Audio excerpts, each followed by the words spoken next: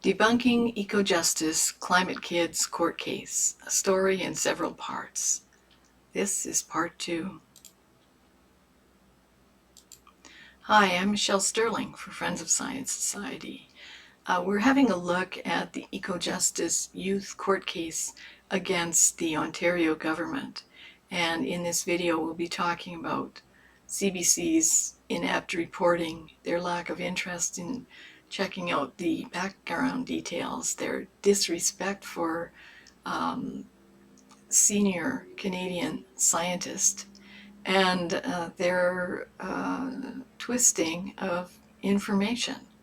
We'll also be looking at the climate kids' claims that they've experienced climate change in their short little lives. Now, I want to say it does take a lot of courage for young people to step up and take on a challenge like this. But I think that we have to ask ourselves, are we actually making things worse for kids by encouraging this kind of behavior, especially when there is no climate emergency? And I'll get to that later on in the presentation as to why that is so. But let's go on with something that I found on The Lancet. The Lancet is a medical journal, and it's deeply concerning how much climate catastrophe thinking is affecting youth all over the world. So let's have a look at that, and then we'll go into the court case and the coverage of the court case. So they surveyed 10,000 children and young people aged 16 to 25 in 10 countries. They were worried about climate change. They felt sad, anxious, angry, powerless, helpless, and guilty. Their feelings about climate change negatively affected their daily life. They said they think the future is frightening, and they reported greater feelings of betrayal because they didn't think governments had handled climate change properly. They felt anxiety and distress were correlated with perceived inadequate government response and associated feelings of betrayal. That's from Hickman et al., 2021, so it's quite recent. So, Debunking the Ecojustice Climate Kids Court Case, Part 2, Climate Claims, Anecdotes versus Evidence. Maybe you've heard this saying before, those who can make you believe absurdities can make you commit atrocities. So let's think about that as we work through this. Ecojustice claims that they and their youthful plaintiffs will be schooling politicians on climate. So they're going to teach grown-up people about climate change. And this is not a climate science case, actually. This is a charter rights case, constitutional case. And they're claiming life, liberty, and security of person, Section 7, and they're claiming equality before and under the law, equal protection, and benefit of the law. So I just want to remind people that Ecojustice tried to get us fined and jailed for our billboards. So do you really think they respect charter rights and freedoms, or is it only for carbon market advocates?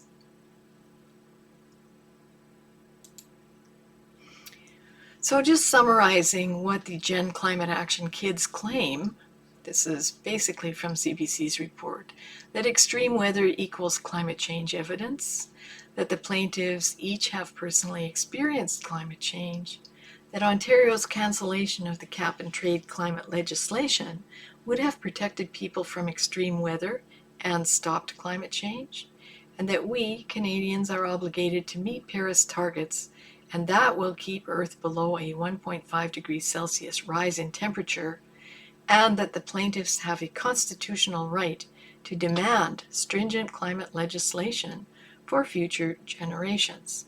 So those are some of the fundamentals of the case. But let's look and see what the Intergovernmental Panel on Climate Change says is the definition of climate change. So this one is from 2007, and this one is from the more recent report. Climate change is a change in the state of the climate that can be identified by using statistical tests by changes in the mean and or the variability of its properties, and that persists for an extended period, typically decades or longer. And climate change may be due to natural internal processes or external forcings, or to persistent anthropogenic changes in the composition of the atmosphere or land use. And they also have a little footnote here that this definition differs from that of the UNFCCC, Framework Convention on Climate Change.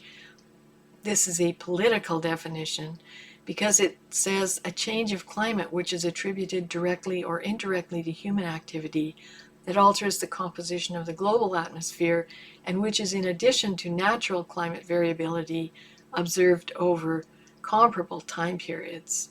So the UNFCCC makes a distinction between climate change attributable to human activities altering the atmospheric composition and climate variability attributed to natural charges. Now it's interesting that one very important thing is missing in that footnote, and that is that the UNFCCC definition includes the word dangerous climate change. They use a subjective word, and Roger Pielke Jr. wrote a very good paper in I think it was 2005 or 6. It's called Misdefining Climate Change. And he talks about how there's a problem that the IPCC, the scientific body, and the UNFCCC, the political body, have two quite different definitions of climate change. One is focused almost entirely on human attribution, which is the UNFCCC, the political one. And it is the one that includes the subjective word dangerous, whereas the IPCC scientific definition, the scientific one, refers firstly that climate change happens over periods of decades, and also that it could be human or natural in nature, in causation. So these are very, very different definitions, and they have completely different impacts when applied to climate policy, right? Because if you think that climate change is inherently dangerous and specifically caused by humans, then you're going to act very differently than if you think that climate change is typically caused by natural variability, possibly contributed to or affected by humans, but not necessarily dangerous and not necessarily well understood, and that you would need decades of evidence to actually verify what's going on. These are very different definitions and crucial to this case, I would say. Although I would also say that they're not well laid out in the case. So as we go on, we see that the kids are following in Greta Thunberg's activist steps, but extreme weather events are not climate change. So Sophia, who is the lead plaintiff, is saying, I hope that Ontario is watching this case and that they see that the Ontario government isn't doing enough. She says she's experienced the effects of climate change and extreme weather. Wow. In 2019, her family had to leave their home and live in a hotel for 6 months after a thawing and freezing cycle left ice on their roof that caused it to cave in. Well, I'm sure that was terrifying and very annoying, and it's always difficult to be displaced. However, that's an extreme weather event. That's not climate change. When you see the effects of climate change in real life, it's kind of a wake-up call. Well, most people don't live long enough to see the effects of climate change. And I think that everyone should read this book by Roger Pielke Jr. Now, he is a climate policy analyst. He's worked with the insurance industry for about 25 years. He has been an expert reviewer of IPCC reports and a contributor. He's written numerous works on climate policy and climate change. And in this book, he shows that actually there are no more disasters than there have been in the past, that disaster reporting is much better, that people living in dangerous places is more common. People are actually building very expensive things on floodplains, like downtown Calgary, right here in Calgary. People are building huge, beautiful buildings and an LRT and all kinds of fantastic things like the new public library. All those multi-billion-dollar real estate assets are built on a floodplain. That includes the East Village, which is a beautiful development built on a floodplain. So if you build multi-billion-dollar infrastructure on floodplains, you can expect that it's going to cost you a lot of money, and from time to time you're going to get flooded. And if you look at the history of Calgary, the worst floods in Calgary's history were before 1933, and 2 of those floods had greater flows than the flood of 2013. So that's deeply concerning, because people still keep building there on the waterfront. And we've seen that also in Canmore and in Bowness in Calgary. We've seen it in many other places across North America and even in Europe. So these urban floods are often also a consequence of paving over what would have been traditional brooks or swamps or sloughs or marshland. For instance, even in the city of Edmonton, they filled in a lake and built a subdivision there. Sometimes they get flooding. I wonder why. So, these are things that people don't look at. They just look at the disaster, apply climate change to it, and journalists are probably the worst offenders in this regard. But let's go on. I do recommend that people read the book. It's a straightforward read, and even subscribe to his Substack. He's got great articles coming out all the time. So the Gen Climate Action Case claims suggest that Ontario's emissions cause climate change. That's more or less how they frame it. So let's look at the evidence. This is Ontario, a map of Ontario compared to Beijing. And Ontario's entire emissions are about equal to those of the city of Beijing, China. In fact, the annual emissions from cigarette smoking in communist China is 36 million tons carbon dioxide equivalent. And Ontario's greenhouse gas emissions in 2020 were 149.6 megatons of carbon dioxide equivalent. So just imagine this one city in China has emissions equivalent to that of Ontario. And if we look at an excerpt from our report, Futile Folly, we find that China emits in 1 month, so this is the whole country of China, emits in 1 month about what Canada emits in 1.5 years. So if Canada was completely wiped off the map, there'd be no difference in global emissions. So obviously Ontario is not driving climate change. And this refers to a report which is a city-level comparison of fossil fuel and industry processes induced CO2 emissions over the Beijing, Tianjin, Hebei region from 8 emission inventories. And they note here that the population of this area is 112.7 million people, and Ontario's population reached 14,951,825 on January the 1st, 2022. So it's unlikely that Ontario is going to be saving the planet by having a cap-and-trade system. And yet, Citizens Climate Lobby, here using children again, using Sophia, a citizens climate lobbyist since age 7. Well, yes, her mom runs the joint. We must all listen to the experts and work together. This includes listening to the 28 Nobel Prize economists and the thousands of economists who support a gradually rising fee on carbon pollution, with the money collected returned back to the people. This is Canada's carbon pricing policy, and the policy CCL has advocated for since 2010.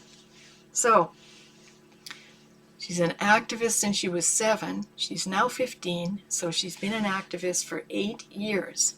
Ontario's expert witness received his PhD in 1986, so he's been a scientist for 36 years. But what did CBC call Ontario's expert witness, Professor Van Wijngaarden? They called him a climate change denier. Now, he's an internationally recognized physicist.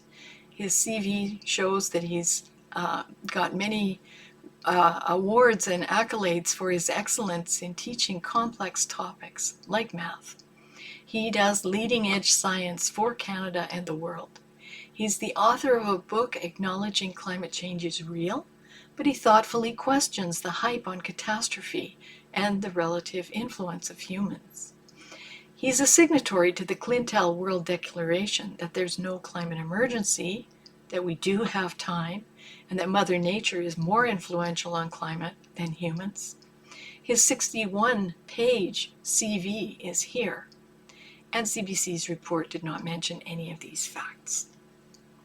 And this is the Clintel group of now over 1,365 scientists and scholars who say that there's no climate emergency.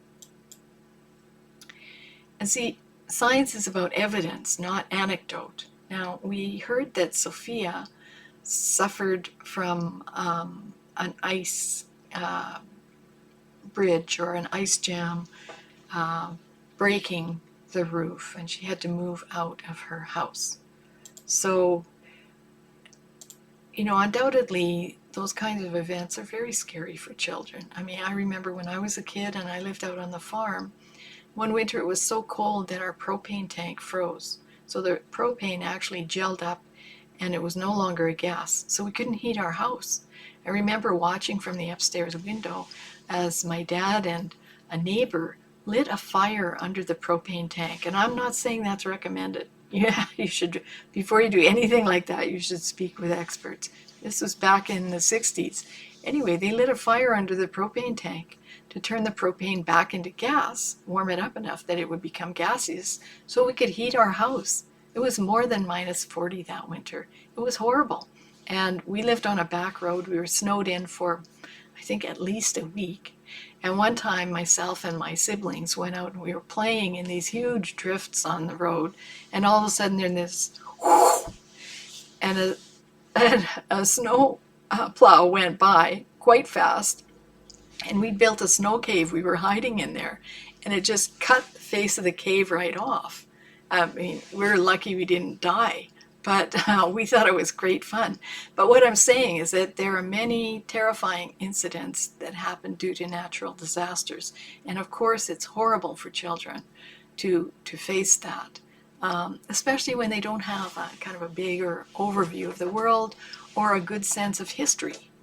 Because if you have a sense of history, you'll know that these cyclical climate disasters have happened many times in history and for long periods of time, far beyond the time that humans ever used fossil fuels. So, it's difficult to see these kids feeling that their one or two anecdotal encounters with bad luck and bad weather means for them that they think the world is ending, because none of that's true. But let's go on and see what Professor Wijngaarden had to do about climate. And here's what he's done, and this is from York University.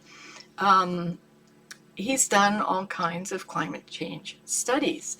And rather than just look at, a roof collapse due to ice, he's done hourly and daily basis analysis of archival records of temperature, relative humidity, precipitation, pressure, and wind at 75 airports throughout Canada over the past 55 years. And so he looks for statistical tests, as we saw in the IPCC definition of climate change, statistical tests to search for significant changes in climate. And most recently, they examined over 1/4 billion hourly temperature and humidity measurements made in North America during the 1948 to 2010 period. So is global warming hot air? This is the book that he writes. Is global warming hot air? And this is an interview that Clintel did with Professor Wingarden. In your book, Is Global Warming Hot Air?, you write that many climate scientists don't question the correctness of climate models themselves. Why do they take it for granted that models always do function well? So just a note here.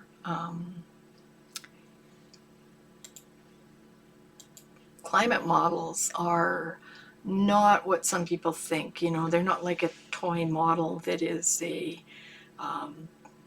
exact scale replica of the climate on Earth. No, these are simulations. These are virtual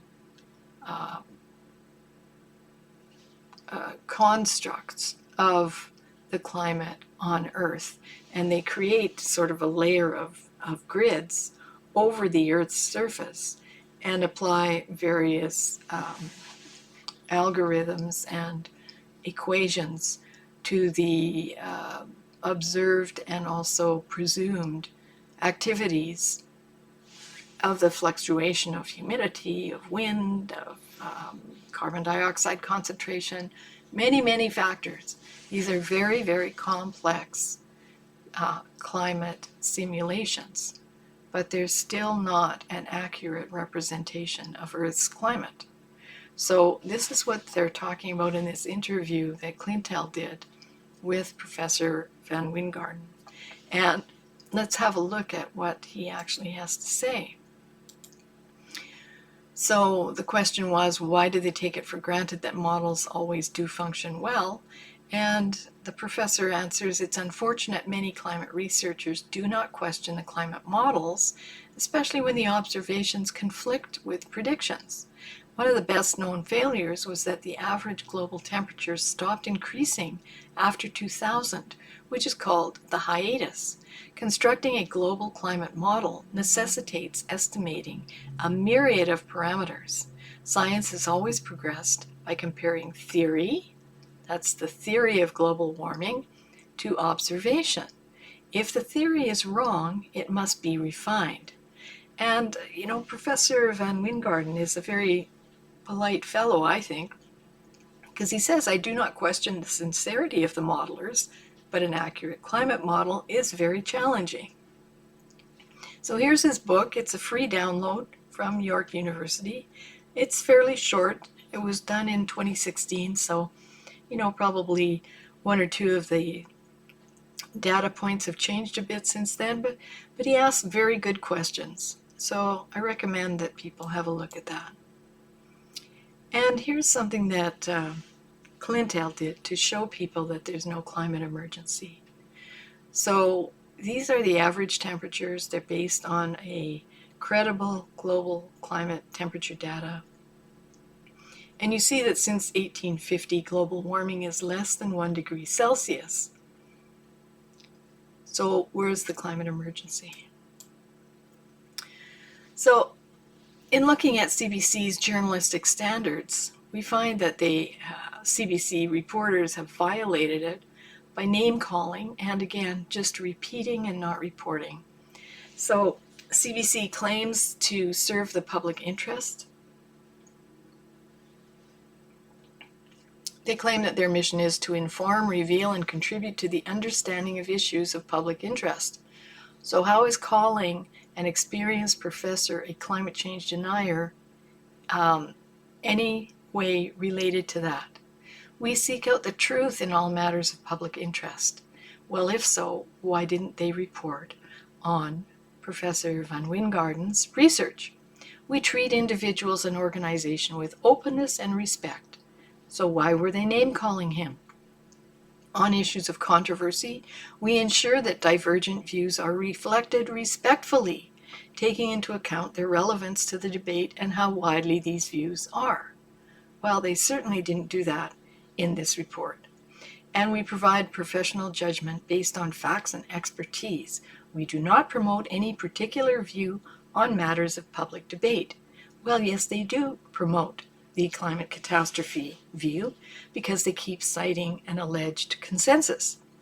And they say that the trust of the public is our most valued asset. We avoid putting ourselves in real or potential conflict of interest. Well, I mean, that's absurd. They call the professor names. They don't look at his actual research. They don't report on his actual research. They preferentially let the young people have most of the page of commentary and very little from the professor himself. They don't report on the fact that there's a group called Clintel that reject the consensus view, and that the professor is a member of that group. And they seem to think that young people's experience within, say, the first 15 to 27 years of their life is somehow, this anecdotal evidence is somehow more valuable than the data work that an esteemed professor has done at a recognized Canadian university.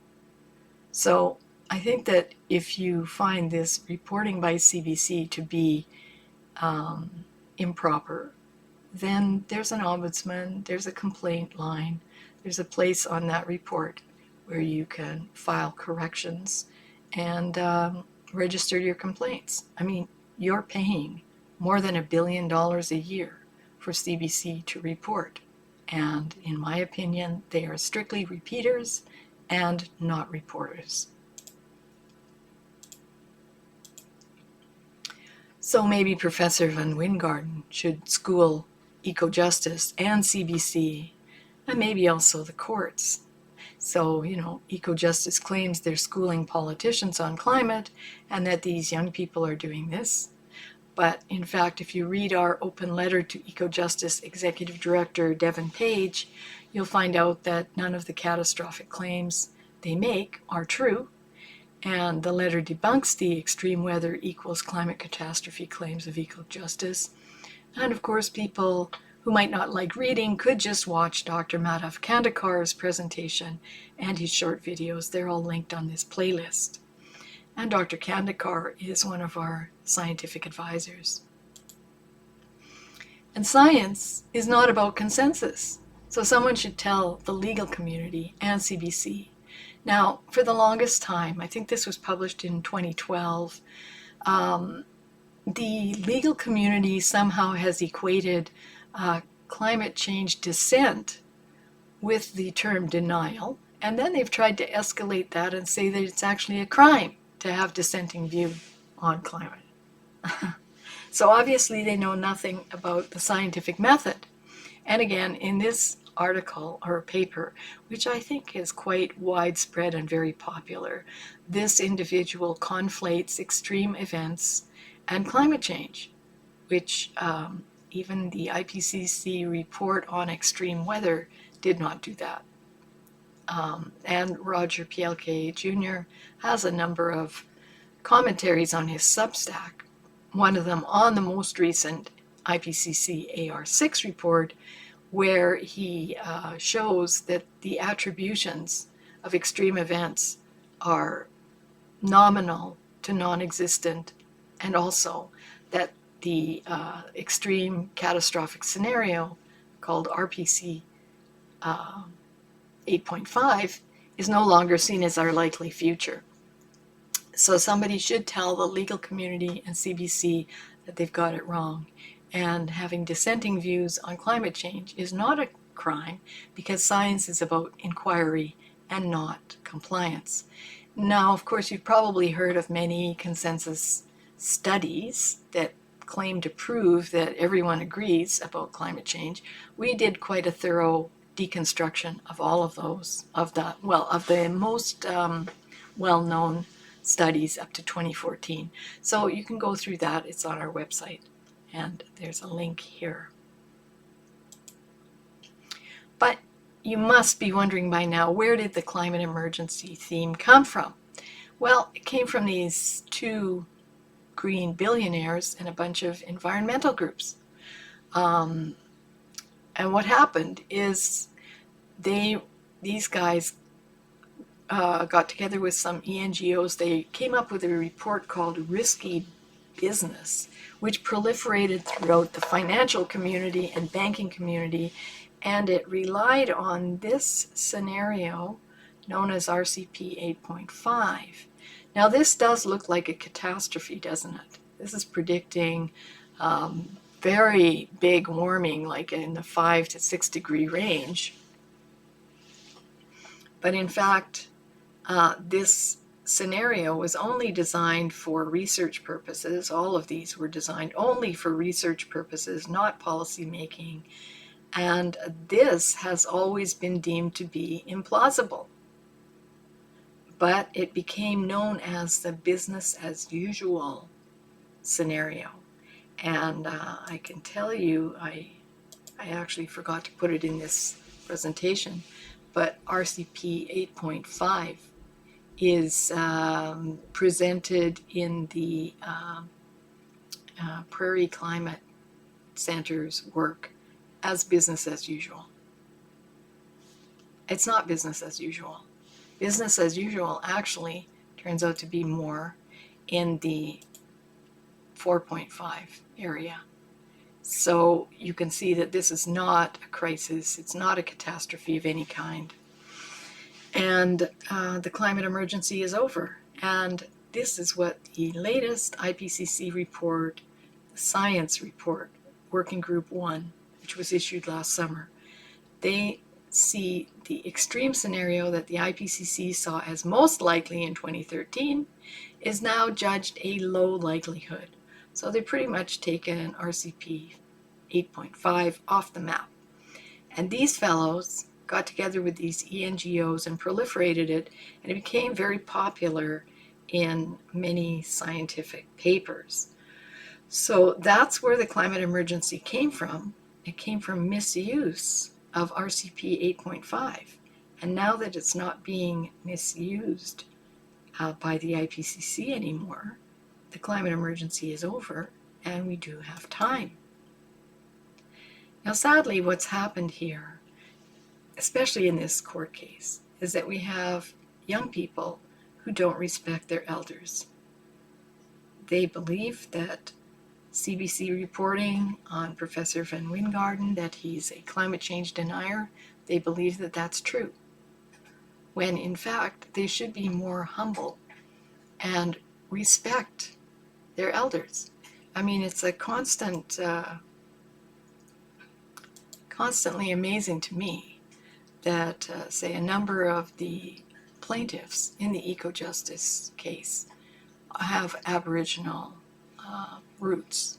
Some are Aboriginal kids, some are partly Aboriginal, Métis of some kind, but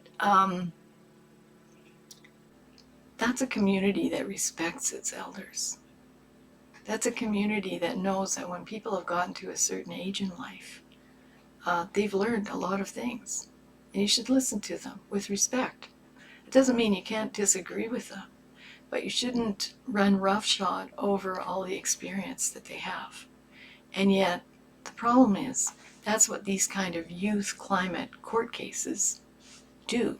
They set kids up to resent their elders, to feel betrayed by their government.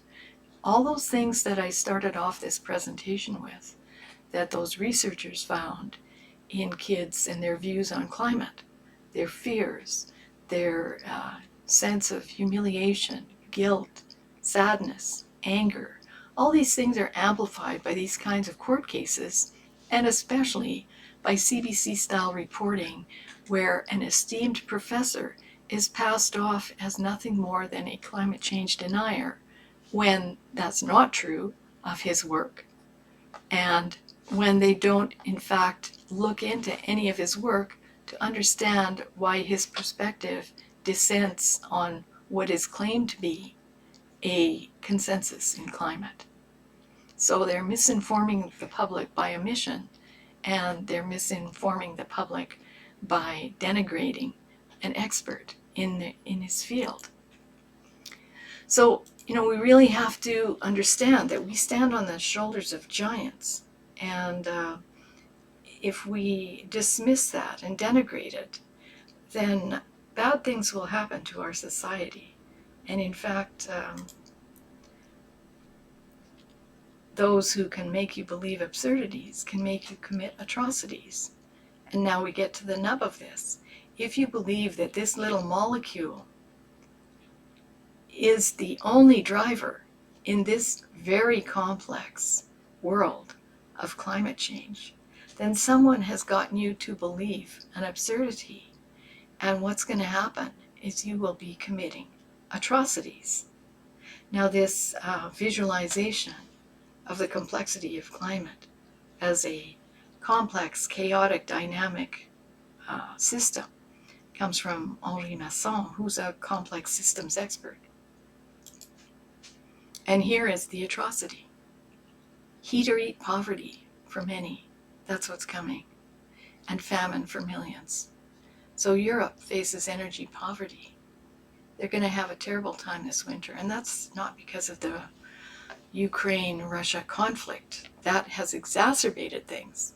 But that's because people have believed that we could run the world on wind and solar, which are essential for generating the tradable carbon credits, which are part of cap and trade. Now, the UN is warning that 345 million people face starvation, and that's because of the constant divestment from oil and gas. And this is a statement from the CEO of Saudi Aramco, and he's probably better positioned to speak out on it than anyone in the West. But he's saying that the plan was just a chain of sandcastles that waves of reality have washed away.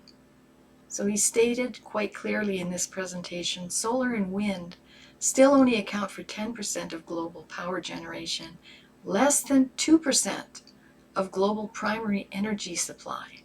Even electric vehicles comprise less than 2% of the total vehicle population and now face high electricity prices. Perhaps the most damaging of all was the idea that contingency planning could be safely ignored. Because when you shame oil and gas investors, when you dismantle oil and coal-fired power plants, when you fail to diversify energy supplies, especially gas, when you oppose LNG receiving terminals and reject nuclear power, your transition plan had better be right.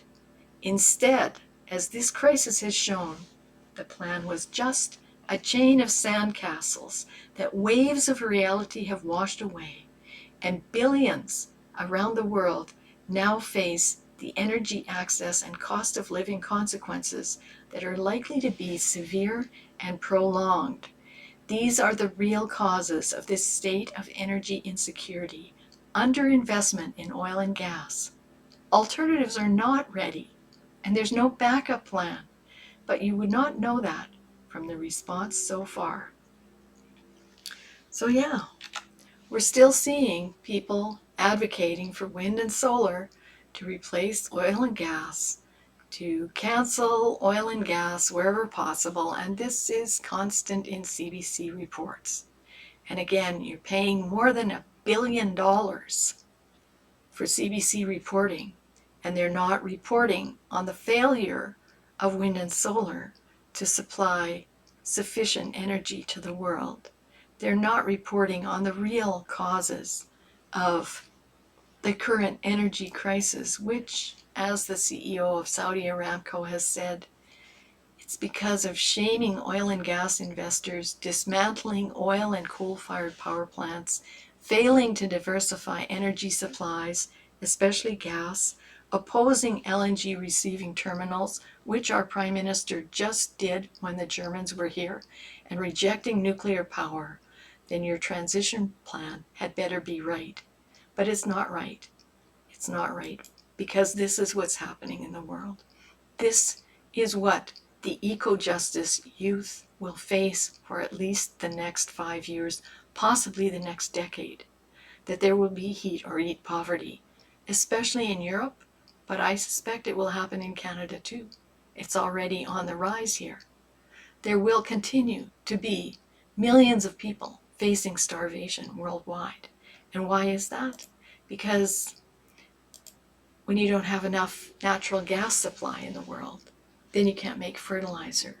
When you can't make fertilizer in sufficient supply, then the quality and volume of your crops decline.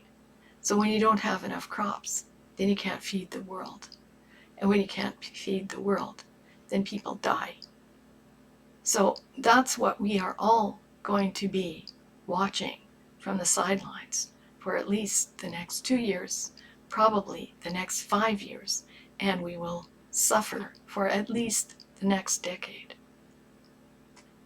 So, we've set kids up to feel that they've been betrayed by government when they've actually been betrayed by these wealthy carbon kings, climate activists, and green philanthropies, which have pushed these policies that are not market ready, that can't support basic society, that will lead to these energy crises, that will decimate Europe, and that will starve millions of people worldwide. So once you believe the absurdity that carbon dioxide alone is driving climate change, then you are party to committing these atrocities, which will happen for years to come.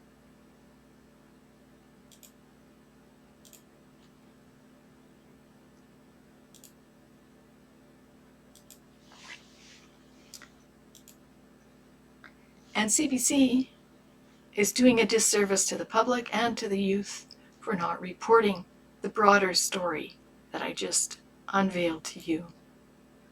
Now we have some related reading.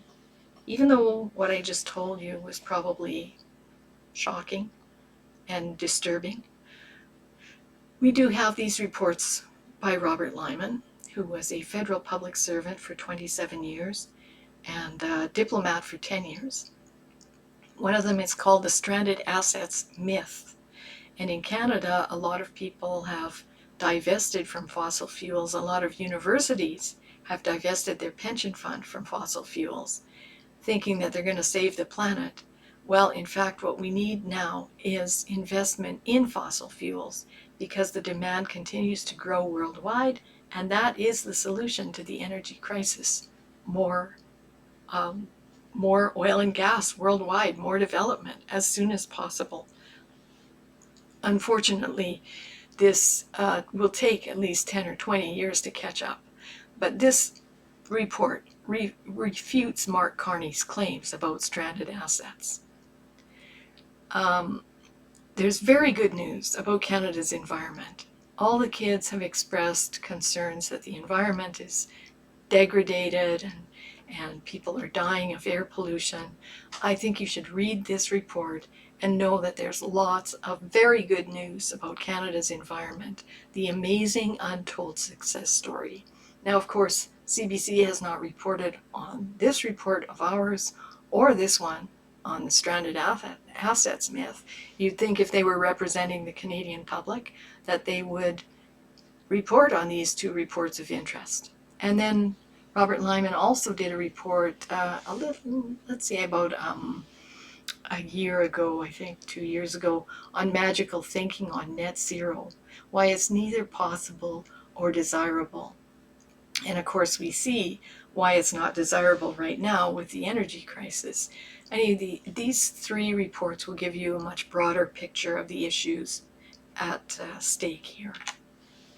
And of course we invite you to come to our website, our main website, and have a look at the climate science that we have there. We have all kinds of materials. Some of them are challenging and technical, and some are quite simple and straightforward. So have a look at our website and learn a bit more about why there are dissenting views on climate change. And again, when I say that, We agree that carbon dioxide has an impact on climate change, and we agree that humans affect climate change. We contribute to it. We agree about those things, but we don't agree that it's catastrophic. And in some cases, surprise, surprise, carbon dioxide fertilization, it's called, is beneficial both to crops, to greening the planet, to growing the foliage around the Sahara and diminishing desertification on the earth. All these things are positive. For Canada, the warming that we've experienced is seen in winter. So that's actually a benefit to Canada because, our heating costs are somewhat less, but that's quite substantial in the dead of winter. If you're the difference between -40 and -38, there's a substantial difference in heating required for that. So, some of these things are beneficial even though you wouldn't think it at first. But I think if you look into it and learn a bit more about it, you'll see that, they're not kooks to say that global warming has some beneficial aspects to certain countries, not all countries, but to certain countries. And also, these things are not controllable as the Ecojustice suit tries to claim. Even if Ontario did institute cap and trade, that wouldn't have any effect on global climate. But it would make people in Ontario poorer because all of these cap and trade costs are passed on by companies to consumers.